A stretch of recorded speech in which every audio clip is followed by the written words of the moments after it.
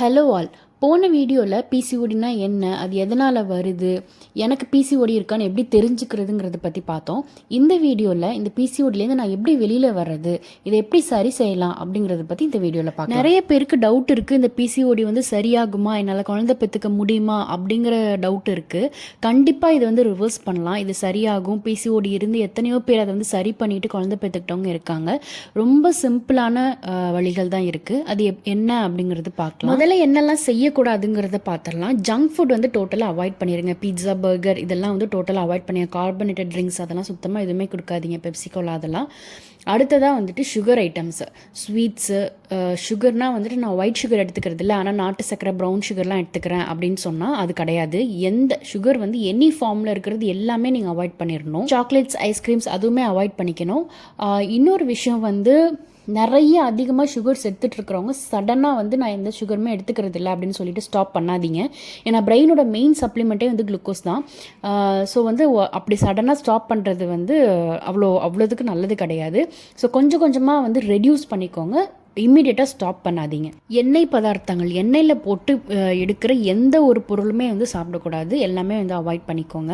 அதே மாதிரி smoking and ட்ரிங்கிங்கும் avoid பண்ணிக்கோங்க. இதெல்லாம் தான் வந்து அவாய்ட் பண்ணிக்கக்கூடிய விஷயங்கள். அடுத்தது என்னென்ன சாப்பிடலாம் அப்படிங்கிறது பார்க்கலாம். வழக்கம் போல் எல்லாரும் சொல்கிற மாதிரி காய்கறிகள், பழங்கள், கீரை வகைகள் தான். இதில் வந்து நாட்டு காய்கறிகள், நாட்டு பழங்கள் கொஞ்சம் அதிகமாக ஃபோக்கஸ் பண்ணிக்கோங்க. அந்தந்த சீசனில் என்ன கிடைக்குதோ அதை வந்து நிறைய சாப்பிடுங்க. அது கொஞ்சம் நல்லா வந்து பெனிஃபிட்ஸ் கிடைக்கும். ஜென்ரலாக வந்து உங்களோட டயட்டில் வந்து குளுக்கோஸ், கார்போஹைட்ரேட் லெவல் கம்மியாக இருக்கணும், ப்ரோட்டீனும் ஃபைபரும் அதிகமாக இருக்கணும். இதுதான் கான்செப்ட். இது வந்து எப்படி எடுத்துக்கிறதுன்னு தெரியாதவங்களுக்காக தான் இந்த டீட்டெயிலான ஒரு இது.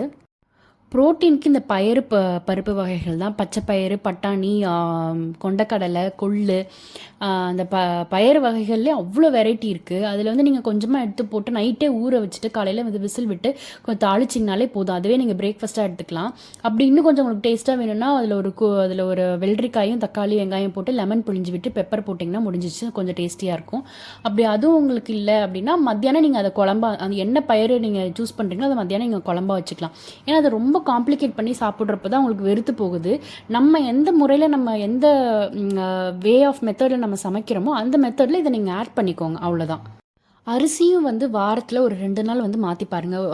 வெள்ளை அரிசியே சாப்பிடாம ஒரு நாள் வந்து கருப்பு கவுனி, ஒரு நாள் பூங்கார் அரிசி, இன்னொரு நாள் வந்து மாப்பிள்ளை சம்பா, அந்த மாதிரி அரிசியையும் மாற்றி பாருங்கள். அது வந்து கொஞ்சம் உங்களுக்கு குழம்போட சாப்பிட முடியாது, கஞ்சி மாதிரி சாப்பிட்டா தான் அது நல்லாயிருக்கும். ஸோ அந்த மாதிரி வாரத்தில் 2 நாள் சாப்பிட்றதுல ஒன்றும் தப்பு இல்லை. அந்த மாதிரி ஒன்று மாற்றிக்கோங்க. நைட்டு சாப்பாடுக்கு வந்து கோதுமை குருணியில் வந்து நீங்கள் உப்புமாவாக செஞ்சு சாப்பிட்லாம். ராகி சேமியாவில் வந்து நீங்கள் ஒரு கிச்சடி மாதிரி செஞ்சு சாப்பிட்லாம். இதெல்லாம் வந்து நீங்கள் மாற்றிக்கிட்டிங்கன்னா ஆட்டோமேட்டிக்காக உங்களுக்கு கார்போஹைட்ரேட் குறைஞ்சிரும். அந்த இட்லி தோசை வந்து எடுத்துக்காமல் இருக்கிறதுனால உங்களுக்கு ஆட்டோமேட்டிக்காக கார்போஹைட்ரேட் குறைஞ்சிரும். இந்த தானிய வகைகள்லாம் வந்து நீங்கள் சேர்த்துக்க ஆரம்பிச்சிருவீங்க. ஸோ இந்த மாதிரி உங்களை ஃபுட்டு ஹேபிட்ஸை வந்து மாற்றி முடிஞ்ச அளவுக்கு நட்ஸ் எடுத்துக்கோங்க. பாதாம், வால்நட், பிஸ்தா இந்த மாதிரி நட்ஸ் எடுத்துக்கோங்க. டேட்ஸ் எடுத்துக்கோங்க, வால்நட்ஸ் எடுத்துக்கோங்க. இது எல்லாத்தையுமே வந்து நீங்கள் நைட்டே ஊற வச்சுட்டு, இன்க்ளூடிங் டேட்ஸு, அத்திப்பழம், இது எல்லாமே வந்து நட்ஸோடு சேர்த்து ஊற வச்சுட்டு, சீட்ஸும் pumpkin seeds, sunflower seeds, flax seeds இது எல்லாத்தையுமே நட்ஸோடு சேர்த்து நைட்டே ஊற வச்சுட்டு காலையில் மொத்தமாக எல்லாத்தையும் போட்டு மிக்சியில் அடிச்சிங்கன்னா ஷேக் மாதிரி ஆகிடும். அதை வந்து குடிச்சிக்கலாம். இது இல்லாமல் நைட்டே நீங்கள் வேறு ஒரு செப்பரேட்டான டம்ளரில் பாதாம் பிசினும் சியா சீட்ஸும் ஊற வச்சுக்கோங்க. சியா சீட்ஸ் ஊற வைக்காமல் சாப்பிடவே கூடாது, ஊற வச்சு தான் சாப்பிடணும் சியா சீட்ஸு. இது ரெண்டையும் நீங்கள் ஊற வச்சுட்டு காலையில் வந்து நீங்கள் அந்த ஷேக் அடிக்கிறீங்க இல்லையா, அதில் ஒரு 2 டேபிள் ஸ்பூன் இந்த பாதாம் பீசனும் சியா சீட்ஸும் போட்டு குடிச்சிங்கன்னா ரொம்ப ரொம்ப நல்லது. இந்த பாதாம் பீசன்லாம் வந்து யூட்ரஸ் சம்மந்தப்பட்ட எல்லாத்துக்குமே ஒரு பெரிய ஒரு தீர்வாக இருக்கும். அந்த அளவுக்கு வந்து ரொம்ப நல்லது பாதாம் பீசன். ரெகுலராக எடுத்துக்கோங்க. இது இல்லாமல் வெந்தயத்தை பற்றி மட்டுமே நான் தனியாக ஒரு வீடியோ போடலாம். அந்தளவுக்கு ஹெல்த் பெனிஃபிட்ஸ் இருக்குது இதில் வந்து இந்த பிசிஓடி யூட்ரஸ் சம்மந்தப்பட்டதுக்கு வந்து நீங்கள் என்ன பண்ணணுன்னா, நைட்டே ஒரே ஒரு டேபிள் ஸ்பூன் வெந்தயத்தை எடுத்து போட்டு அதில் நல்லா 3/4 டம்ளர் அளவுக்கு தண்ணி வச்சுட்டு அதை ஊற வச்சுட்டு காலையில் அந்த தண்ணியோடு சேர்த்து அந்த வெந்தயத்தை சாப்பிடணும். இது மாதிரி நீங்கள் ஒரே ஒரு மாதம் ரெகுலராக சாப்பிட்டு பாருங்கள். இந்த இர்ரெகுலர் பீரியட்ஸ்லாம் பயங்கரமாக வந்து சேஞ்ச் ரெகுலர் ஆகிடும்.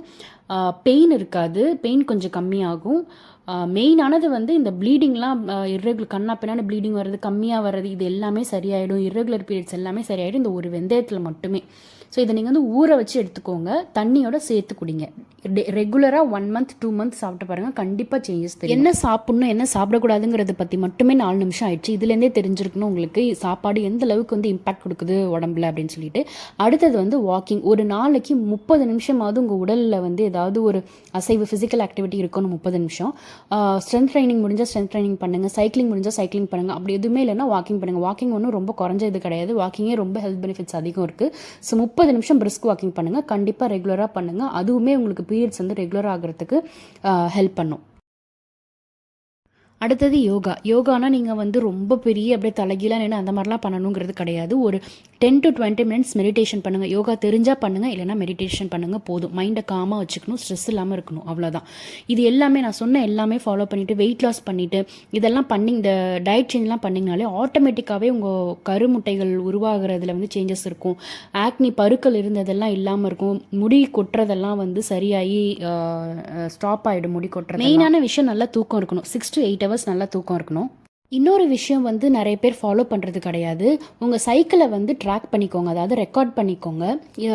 கேலண்டரில் கூட ரெக்கார்ட் பண்ணிக்கலாம். இதுக்கெலாம் நிறைய ஆப்ஸ் வந்துருச்சு, அந்த ஆப்பில் கூட ரெக்கார்ட் பண்ணிக்கலாம். இல்லை உங்களுக்கு அந்த ஆப்லாம் எப்படி யூஸ் பண்ணுறதுன்னு தெரியல அப்படின்னா சிம்பிளாக நீங்கள் கேலண்டரில் கூட ரெக்கார்ட் பண்ணிக்கலாம், மார்க் பண்ணிக்கலாம். எத்தனை நாள் வருது, இந்த மந்தில் இந்த டேட்டில் வந்திருக்கு, நெக்ஸ்ட் மந்தில் இந்த டேட்டில் வந்திருக்கு, இத்தனை நாள் வந்திருக்கு அப்படிங்கிறத வந்து ரெக்கார்ட் பண்ணிக்கிட்டிங்கன்னா உங்களுக்கு வந்து அது ரொம்ப யூஸ்ஃபுல்லாக இருக்கும். உங்களுக்கு ரெகுலராக வருதா என்ன எதுங்கிறது உங்களுக்கு கரெக்டாக வந்து அனலைஸ் பண்ணுறதுக்கு யூஸ்ஃபுல்லாக இருக்கும்.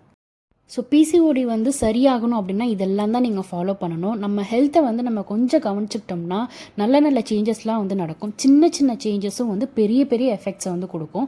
ஸோ கண்டிப்பாக பிசிஓடி இஸ் ரிவர்சபிள் ஒன் தான். கண்டிப்பாக வந்து நீங்கள் ரிவர்ஸ் பண்ணிவிட்டு உங்கள் ஹெல்த் வந்து நல்லபடியாக இருக்கும். இதை வந்து ரெகுலராக ஃபாலோ பண்ணுங்கள். இந்த மாதிரி ஹெல்த் ரிலேட்டட் வீடியோஸ்க்கு ஃபாலோ பண்ணிக்கோங்க. இந்த பிசிஓடி வீடியோ வந்து உங்களுக்கு யூஸ்ஃபுல்லாக இருந்திருக்கும்னு நினைக்கிறேன். தேங்க்ஸ் ஃபார் வாட்சிங்.